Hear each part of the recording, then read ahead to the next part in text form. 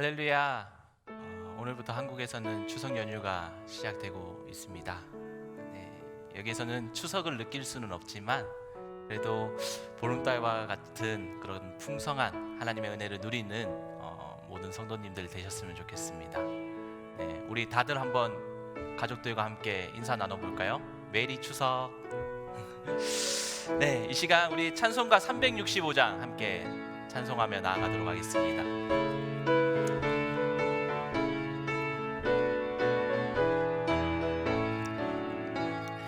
마음속에 근심 있는 사람 주 예수 앞에 달려오라. 슬픈 마음 있을 때라도 주 예수께 아뢰라. 주 예수 앞에 달려오라. 주리의 친구니 무엇이나 근심하지 말고 주 예수께 아뢰라. 눈물 나며 깊은 한숨 쉴 때 주 예수 앞에 달려오라. 은밀한 죄 내게 있더라도 주 예수께 아뢰라. 주 예수 앞에 달려오라. 주리의 친구니 무엇이나 근심하지 말고 주 예수께 아뢰라. 괴로움과 두려움 있을 때 주 예수 앞에 달려오라. 내일 일을 염려하지 말고 주 예수께 아뢰라. 주 예수 앞에 달려오라. 주리의 친구니 무엇이나 근심하지 말고 주 예수께 아뢰라. 죽음 앞에 겁을 내는 자여 주 예수 앞에 달려오라. 하늘 나라 바라보는 자여 주 예수께 아뢰라. 주 예수 앞에 달려오라. 주리의 친구니 무엇이나 근심하지 말고 주 예수께 아뢰라. 아멘. 오늘 말씀은 베드로전서 1장 3절에서 7절까지 말씀입니다. 베드로전서 1장 3절에서 7절까지 말씀을 보도록 하겠습니다. 제가 가진 성경책은 신약 성경 377쪽에 있습니다. 베드로전서 1장 3절에서 7절까지 말씀을 제가 봉독하도록 하겠습니다. 우리 주 예수 그리스도의 아버지 하나님을 찬송하리로다. 그의 많으신 긍휼대로 예수 그리스도를 죽은 자 가운데서 부활하게 하심으로 말미암아 우리를 거듭나게 하사 산 소망이 있게 하시며 썩지 않고 더럽지 않고 쇠하지 아니하는 유업을 있게 하시나니 곧 너희를 위하여 하늘에 간직한 것이라. 너희는 말세에 나타나기로 예비하신 구원을 얻기 위하여 믿음으로 말미암아 하나님의 능력을 보호하심으로 받았느니라. 그러므로 너희가 이제 여러 가지 시험으로 말미암아 잠깐 근신하게 되지 않을 수 없으나 오히려 크게 기뻐하는도다. 너희 믿음의 확실함은 불로 연단하여도 없어질 금보다 더 귀하여 예수 그리스도께서 나타나실 때에 칭찬과 영광과 존귀를 얻게 할 것이니라. 아멘. 오늘 여러분과 함께 희망에 대해서 말씀을 나누려고 합니다. 우리가 믿음, 사랑이라는 말은 자주 듣는 말 가운데 하나입니다. 누구나 이 두 단어에 대해서는 어렵지 않게 설명할 수 있습니다. 하지만 오늘 저와 말씀을 나눌 희망에 대해서는 어떻게 생각하십니까? 우리 가운데 희망이 필요합니까? 희망이란 무엇입니까? 희망이라는 단어 정의에 대해서 사전을 찾아보면 실현의 기대를 가지고 바라는 것이 희망이라고 이야기를 합니다. 우리가 자주 사용하는 단어 가운데 하나이지 않습니까? 희망을 갖는다는 것은 기대한다라는 것을 이야기를 합니다. 희망은 꿈꾸는 것이 아닙니다. 이것은 언젠가 희망하는 것이 실현되어지는 그것에 대한 기대를 가지고 그렇게 삶을 살아가는 것을 이야기를 합니다. 언젠가는 현실로 나타날 것을 희망이라고 우리는 이야기하고 있습니다. 지금도 우리 마음 한켠에는 이 빨리 코로나 바이러스가 종식되기를 희망하고 있지 않습니까? 이 희망이 우리가 6개월째 계속되고 있고 조금씩 우리가 정부의 제재가 풀리면서 완화되면서 우리가 희망했던 것처럼 6개월 전의 모습, 그 모습으로 돌아가고 있음을 우리가 볼 수 있습니다. 하지만 아직까지 갈 길이 멀어 보이기는 합니다. 하루에 200명 정도의 확진자가 계속 발생하고 있고 또 누적 확진자가 9만 명이 넘었습니다. 세계는 2차 대유행이 시작된다라고 이야기하고 있고 유럽과 미국에서는 다시 재확산되는 움직임을 보이고 있습니다. 저는 개인적으로 가보지는 않았지만 유럽의 리스본 항구에 가면 여기가 끝이다라는 비석이 세워져 있다고 합니다. 여기에 넘어서는 아무것도 없다라고 세워진 비석입니다. 하지만 이 비석을 넘어서 위대한 희망의 세계가 있다라고 외친 사람이 있습니다. 우리가 잘 알고 있는 콜럼버스라는 사람이었습니다. 15세기 말 유럽 남부의 모습은 처참했습니다. 대지진도 몇 번이나 있었고 또 콜레라나 패스트 같은 질병들이 유럽 남부를 휩쓸고 있었습니다. 사람들은 절망했고 큰 슬픔에 잠겼습니다. 하지만 콜럼버스는 이러한 절망을 거부했습니다. 그는 희망을 가지고 배에 올라탔습니다. 그리고 마침내 미대륙을 발견하게 됩니다. 이 소식을 듣게 된 사람들은 절망과 가운데 슬픔 가운데 희망이 생기기 시작했습니다. 초기 기독교인들은 수많은 박해를 받았습니다. 원형 경기장에 끌려가서 사자와 싸움하면서 사자의 먹이가 되기도 하고 십자가에 달리거나 참수당하는 등 우리가 입에 담을 수 없을 정도로 수많은 박해를 받았습니다.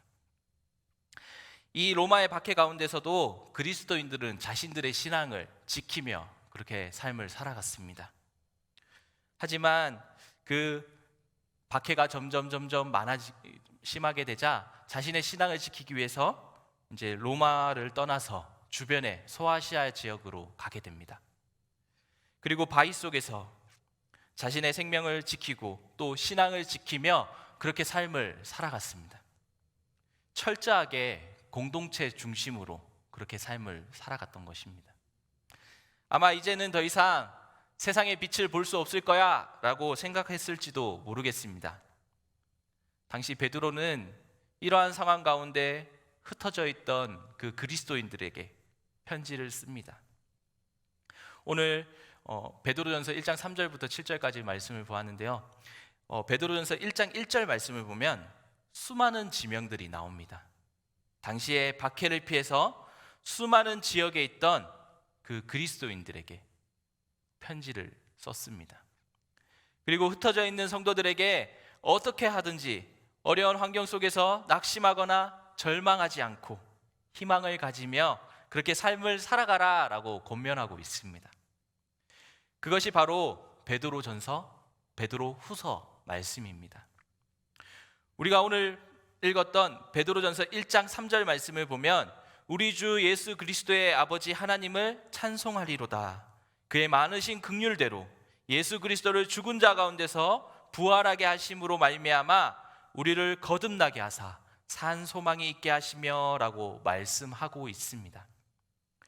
당시 어려운 가운데 희망을 잃지 않기 위해서 베드로는 흩어져 있는 성도들에게 이렇게 하나님의 말씀을 전했습니다.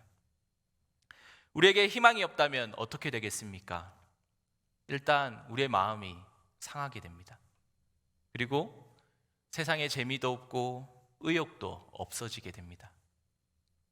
꿈이라는 것도 꿀 수 없고 사람이 무기력한 삶을 살아가게 됩니다. 이것이 개인도 그렇지만 교회도 마찬가지입니다. 오늘 베드로전서 3절 말씀을 통해서 흩어져 있는 성도들에게 산 소망에 대해서 이야기를 합니다. 산 소망. 이것을 NIV 성경책을 찾아보면 이 부분을 리빙 호프라고 이야기를 합니다. 다시 말해서 희망이라고 이야기를 합니다.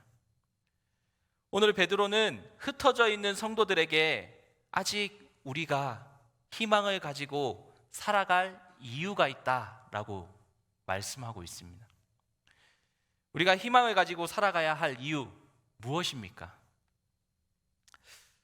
예수님의 제자들 모습 어땠습니까? 예수님의 십자가 이후에 예수님의 제자들의 모습을 보면 우리와 별반 다를 것이 없다라고 느껴질 정도로 그런 삶을 살았습니다. 예수님의 제자들, 예수님의 십자가 사건 이후에 제자들은 뿔뿔이 흩어졌습니다. 그리고 예수님을 따르기 전 자신의 삶의 모습으로 돌아갔습니다. 제자들에게 있어서 예수님의 십자가 사건, 자신의 모든 것들이 무너진 것만 같았습니다. 제자들 앞에는 이 슬픔과 절망밖에는 없었습니다. 모든 것이 끝났다라고 생각했을지도 모르겠습니다. 우리가 누가복음 24장 말씀을 보면 예수님 십자가 사건 이후에 엠마오로 향하던 두 청년의 모습을 볼 수 있습니다. 비록 예수님의 12제자는 아니었지만 예수님을 가까이에서 따르던 제자였던 것 같습니다. 이 두 제자에게 있어서 예수님의 십자가 사건은 자신의 인생에 있어서 정말로 큰 충격 가운데 하나였습니다. 모든 것을 포기하고 그렇게 자신의 고향을 향해 걸어가고 있었습니다. 그런데 걸어가는 도중에 예수님이 그들 가운데 찾아오셨습니다. 그리고 찾아오셔서 이야기를 나누게 됩니다. 하지만 이 두 제자는 예수님을 알아보지 못했습니다. 이렇게 절망하고 있으면 사람의 마음도 다치고 또 신앙이 다칩니다. 생각이 다칩니다. 그리고 보이는 시각조차 줄어들게 됩니다. 물론 막달라 마리아도 부활하신 예수님을 처음 보았을 때 예수님을 알지 못했습니다. 이것은 부활하신 예수님께서 모습이 바뀌었다라고 할 수도 있지만 그들은 예수님이라는 사실을 깨닫지 못했다라고 이야기할 수 있습니다. 자신들에게 찾아온 그저 낯선 사람, 세상이 어떻게 돌아가는지 잘 모르는 사람, 그렇게 생각했을지도 모르겠습니다. 그런데 예수님께서는 이 제자들과의 대화 가운데 성경 말씀을 풀어주십니다. 이 풀어주시는 성경 말씀을 듣고 두 제자의 마음이 뜨거워집니다. 진정으로 부활하신 예수님을 다시 만나게 되었던 것입니다. 그리고 엠마오가 아닌 다시 발길을 돌이켜 예루살렘으로 돌아가게 됩니다. 그리고 다시 예수님의 제자로서의 삶을 그렇게 살아가게 됩니다. 부활하신 주님을 만나는 순간 모든 것이 변했습니다. 우리의 모습 또한 그렇지 않습니까? 부활하신 예수님께서 나를 만나 주심으로 나의 삶이 완전히 변하게 되었습니다. 이전 것은 지나갔으니 보라 새 것이 되었도다. 이 말씀처럼 우리의 삶의 모습이 변화된 삶의 모습으로 살아가고 있지 않습니까? 예수 그리스도의 만남으로 우리는 예수님 만나기 전의 삶을 버리고 변화된 모습으로 변화된 삶을 살아가야 합니다. 오늘 우리 가운데도 비록 함께 모여서 예배드릴 수 없어서 이렇게 영상을 통해서 각 가정에서 모여서 함께 예배드리고 있습니다. 엠마오로 가던 제자는 교회에서 예배하면서 예수님을 만나지 않았습니다. 자신의 삶 속에서 예수님을 만났습니다. 비록 우리가 함께 모여서 이렇게 예배 드릴 수 없지만 이 영상 예배를 통해서 예배하는 자리마다 성령님께서 함께 해주시고 또 우리와 함께 하시고 또 임재해 주실 것입니다. 우리와 함께 하시는 하나님, 우리의 예배를 받으실 그 하나님, 또 엠마오로 가던 제자와 동행하시던 그 하나님께서 지금 이 시간 우리와 함께하여 주실 것입니다. 그리고 아직까지 부활하신 주님을 만나지 못했다면 그 못한 사람들을 찾아가 오늘 엠마오로 가던 제자들과 같이 만나 주실 것입니다. 부활하신 주님을 만남으로 우리가 절망이 아닌 희망의 노래를 부를 수 있습니다. 또한 우리가 예레미야서를 보면 절망에 빠진 이스라엘 백성들의 모습을 볼 수 있습니다. 예레미야서 배경을 보면 당시 북이스라엘을 멸망시켰던 강력한 아수르가 쇠퇴하기 시작합니다. 그러면서 바벨론이라는 신흥 제국이 떠오릅니다. 이 북이스라엘을 멸망시켰던 아수르가 쇠퇴의 길을 걷자 애굽이 남유다를 장악하게 되었습니다. 또 남유다 내부에서는 우리가 친애굽 정책을 펼쳐서 애굽과 우호 관계를 가지면서 애굽과 교류하며 나라의 안전을 보장받자라는 그런 의견들이 나오기 시작했습니다. 신흥 바벨론 제국은 날이 갈수록 강해졌습니다.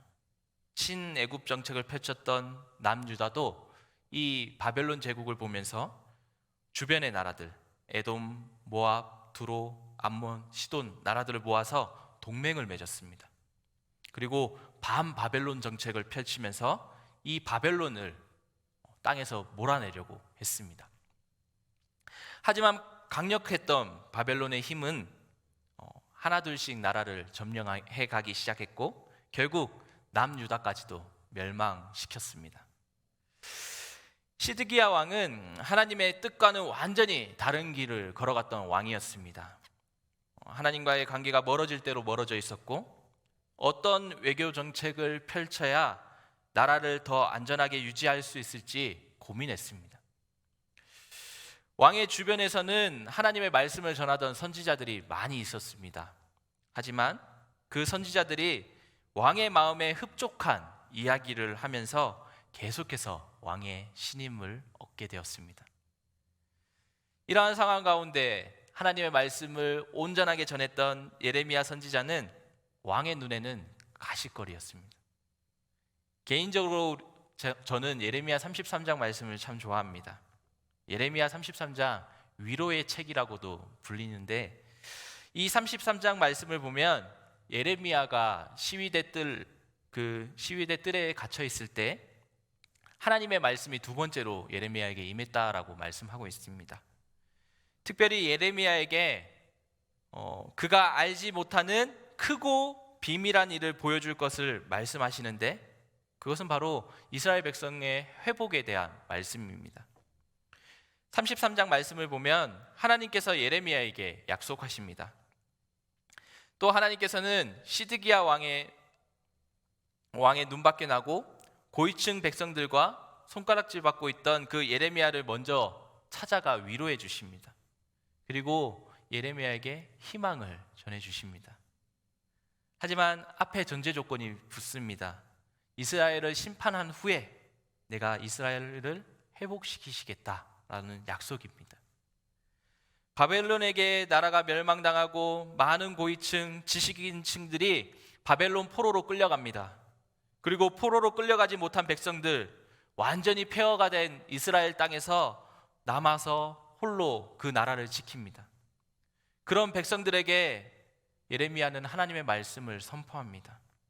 비록 지금은 하나님께서 우리들을 이렇게 심판하시지만 슬퍼하거나 좌절하지 말라라고 이야기를 합니다.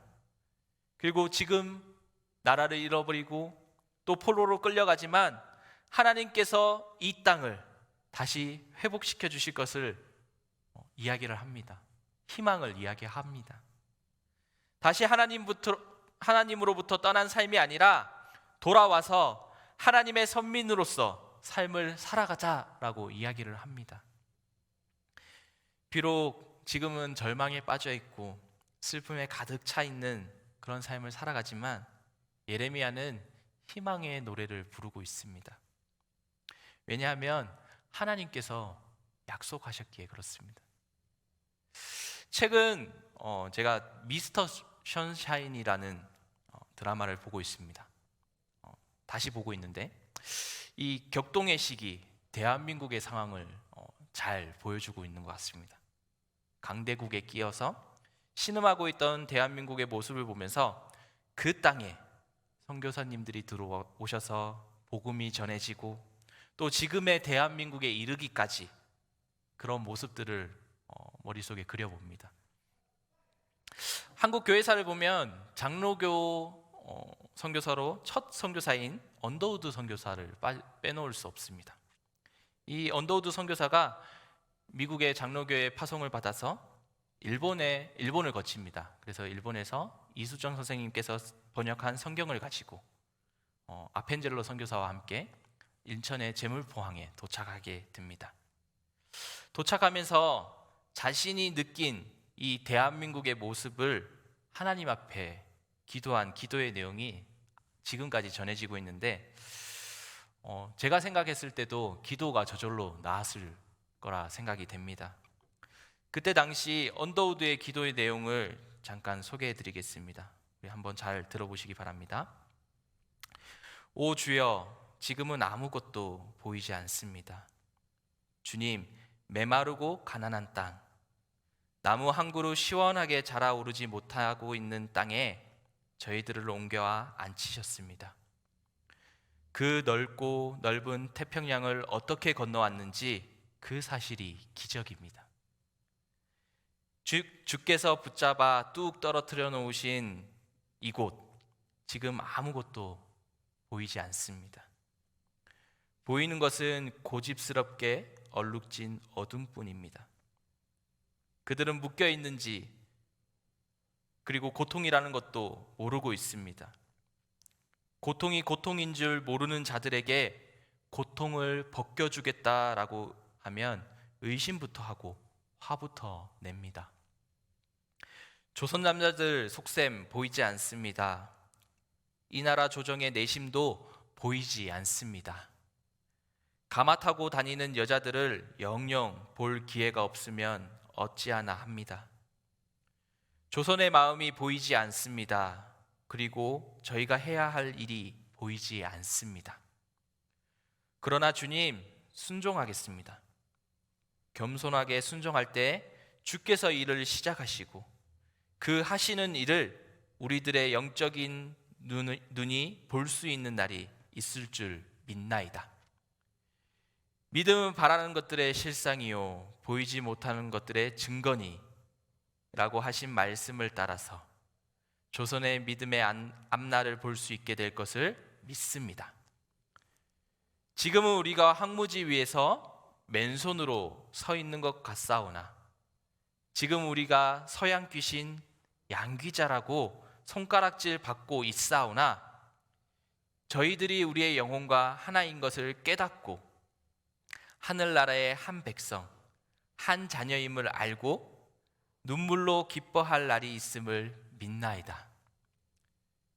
지금은 예배드릴 예배당도 없고 학교도 없고 그저 경계와 의심과 멸시와 천대함이 가득한 곳이지만 이곳이 머지않아 은총의 땅이 될 것이라 믿습니다. 주여, 오직 제 믿음을 붙잡아 주소서. 언더우드의 눈에 보면 대한민국의 첫인상은 희망이 보이지 않는 땅이었습니다. 절망이 가득한 그 땅에서 언더우드는 희망을 노래하고 있습니다. 그리고 그 기도가 현재의 대한민국을 만들었습니다. 오늘 베드로가 흩어져 있는 그리스도인들에게 이야기합니다.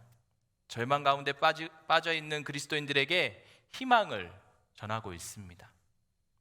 지금은 박해 가운데 너희가 힘들지 모르겠지만 지금의 상황을 보지 말고 희망을 바라보며 노래하라 라고 이야기하고 있습니다. 작년 12월 중국의 코로나 바이러스가 시작하면서 금방 사라질 것 같았습니다. 하지만 이 바이러스가 주변 나라를 감염시키고 유럽과 미국으로 넘어가면서 많은 사람들이 고통당하고 있습니다. 또 많은 사람들이 힘든 시간을 보내고 있습니다. 우리가 밖에서 쉽게 볼 수 있는 흰색 깃발을 들고 먹을 것을 찾아 거리로 나온 사람들, 그리고 일거리를 찾아 헤매는 사람들을 우리가 쉽게 찾아볼 수 있습니다. 사람들은 이 시기 절망이라고 이야기를 합니다. 희망을 찾아볼 수 없는 시기라고 이야기를 합니다. 앞이 보이지 않습니다. 우리가 할 수 있는 건 하나님 앞에 기도하는 일밖에 할 수 있는 것이 없습니다. 오늘 우리 상황 가운데 어렵고 힘든 상황이 놓여져 있습니다. 코로나 때문에 많은 분들이 힘들어 하십니다. 코로나로 정말 아무것도 보이지 않습니까? 세상 사람들은 자신의 돈과 명예를 위해서 앞만 보고 달려갑니다. 하지만 우리가 세상 사람들과 다른 것이 있다면 우리는 예수 그리스도가 있다라는 것입니다. 우리 가운데 우리는 예수 그리스도가 있고 우리 가운데 예수 그리스도 안에서 희망을 발견할 수 있습니다. 세상 사람들은 이러한 상황 가운데 좌절하고 또 넘어집니다. 하지만 그리스도인이라면, 예수님을 만났다면 좌절하고 넘어졌을지라도 그 안에서 희망을 발견할 수 있어야 합니다. 그리고 희망을 노래하며 삶을 살아갈 수 있어야 합니다. 한 주간 우리가 희망을 노래하며 삶을 살아가는 저와 여러분들이 되시기를 축원합니다. 우리 말씀을 기억하면서 함께 찬양했으면 좋겠습니다. 우리 약할 때 강함 대신에 함께 찬양하며 나아가도록 하겠습니다.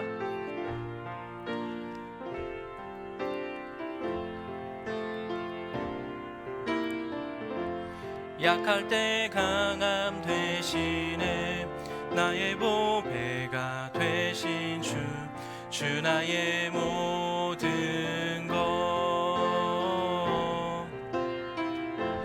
주 안에 있는 보물을 나는 포기할 수 없네. 주 나의 모든 것 예수 어린 양 존귀한 이름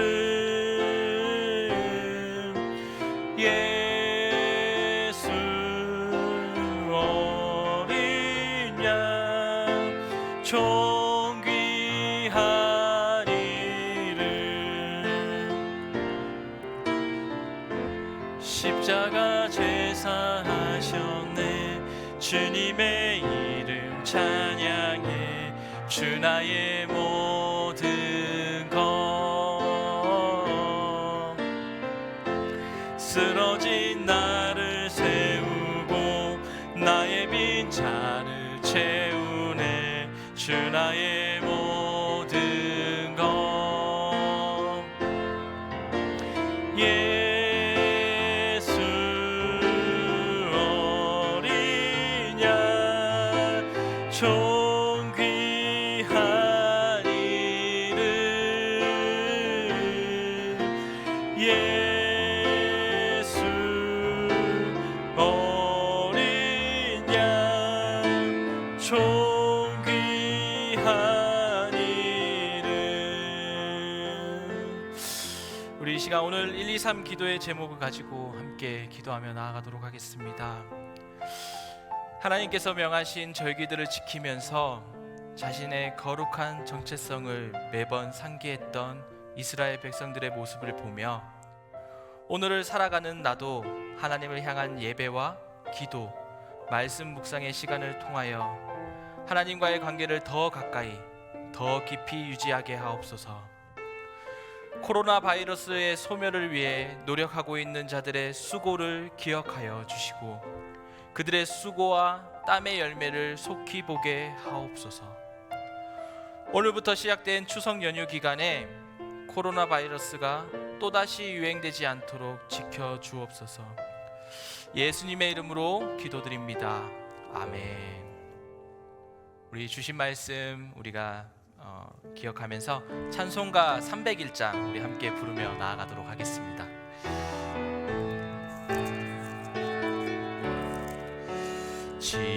지금까지 지내온 것 주의 크신 은혜라. 한이 없는 주의 사랑 어찌 이루 말하랴. 자나깨나 주의 손이 항상 살펴주시고 모든 일을 주 안에서 형통하게 하시네. 몸도 맘도 연약하나 새 힘 받아 살았네. 물 붓듯이 부으신 주의 은혜 족하다. 사랑 없는 거리에 나 험한 산길 헤맬 때 주의 손을 굳게 잡고 찬송하며 가리라. 주님 다시 배올 날이 날로 날로 다가와. 무거운 짐 주께 맡겨 벗을 날도 멀지 않네. 나를 위해 예비하신 고향 집에 돌아가 아버지의 품 안에서 영원토록 살리라. 아멘. 기도하겠습니다. 사랑의 하나님, 감사합니다. 우리를 사랑하여 주시고 또 하나님의 자녀 삼아 주심을 감사합니다. 우리의 삶 가운데 함께하여 주시고 세상 사람들과 같이 그렇게 삶 가운데 절망이나 좌절, 슬픔에 가득한 모습으로 살아가지 않게 하여 주시고 늘 예수 그리스도 한 분만을 바라보며 희망의 노래를 부르는 우리들이 될 수 있도록 인도하여 주옵소서. 오늘부터 민족의 명절인 한가위가 시작됩니다. 늘 큰 보름달과 같이 하나님의 크신 은혜에 감사하며 삶을 살아가게 하여 주시고 풍성한 한가위를 누리며 삶을 살아갈 수 있도록 인도하여 주시옵소서. 한 주간 좌절보다 희망을 노래하며 삶을 살아가게 하여 주실 줄 믿으며 이제는 날 구원하러 이 땅에 다시 오실 예수 그리스도의 은혜와 하나밖에 없는 독생자 아들을 이 땅에 내어주신 하나님의 놀라우신 사랑과 우리의 삶 가운데 늘 동행하여 주시는 성령 하나님의 교통하심이 오늘 우리의 삶 가운데 희망의 노래를 부르며 삶을 살아가는 사랑하는 주님의 자녀들 머리 위에와 또 주님께서 핏값으로 세우신 교회 위에 지금으로부터 영원토록 함께 하시기를 간절히 축원하옵나이다. 아멘.